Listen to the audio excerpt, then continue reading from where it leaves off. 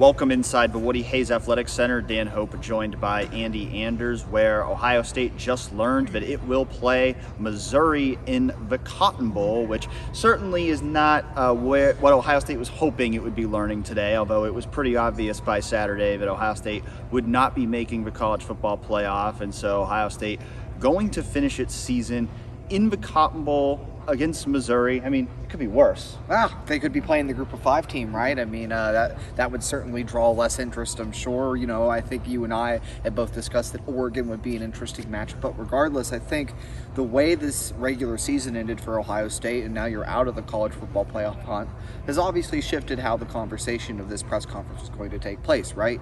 I think all the questions, if Ohio State does end up making the playoffs in this press conference, would have been pertaining to the game, pertaining to Ohio State's title ambitions. Now it's kind of this mix of short-term and long-term view. You had some Missouri questions, but it was a lot broader scope.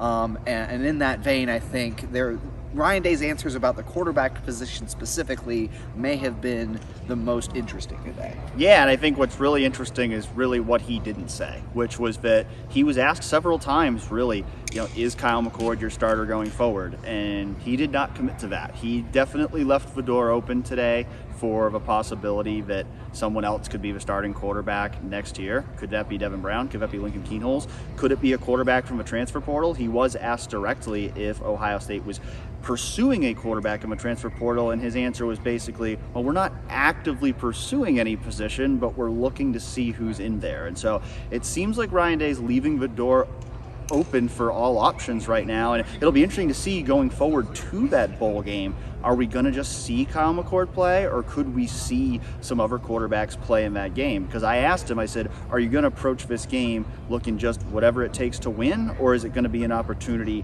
to get those less experienced players some reps? And he did say the goal is to win. The Cotton Bowl is a game we have a lot of respect for. We're going in there trying to win, and so they're going to play the best players, but he also opened the door to the fact that with a few weeks of bowl practice before that game, who those best players are in that game could potentially change from what they were at the end of the regular season. Right, and on the McCord not being committed to as a long-term starter, I mean, it didn't even seem like he committed to McCord as the guy for this game. I mean, he was asked a couple of different kind of questions in that vein of, well, maybe will you think about deploying a 2-quarterback system with him and Devin? There are different things about rotating him in, and Day wasn't committal to any of it.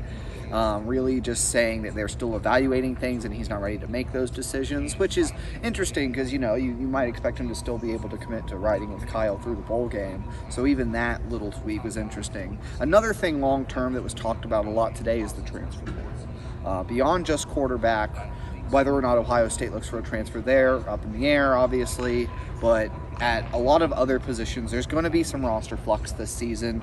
We saw Evan Pryor enter his name into the portal during the press conference, and I think that's a sign of what Day said today, that the portal movement has been increasing every year in college football, and the indication that he gave today is that Ohio State is going to lose more players than in years past, and in turn gain more players and be more active and aggressive recruiting the portal. Yeah, I mean, I don't know if I would necessarily make the jump to gain more players yet, because Ohio State did add 9 transfers last year. So I think we need to see how some of that plays out. Ohio State needs to see who all enters the portal. The portal isn't actually even officially open yet. It will open tomorrow. And so some of it's going to depend on who all enters the portal, but I do agree with you in the sense that you did get the impression they're expecting more movement this year than in past years. One thing I think Ohio State has been very good at in past years is limiting attrition, but you kind of got that vibe from Ryan Day on Sunday that maybe there's going to be a little bit more attrition this year, and maybe that's not something that they totally view as a bad thing. Maybe, coming off a 3rd straight loss to Michigan,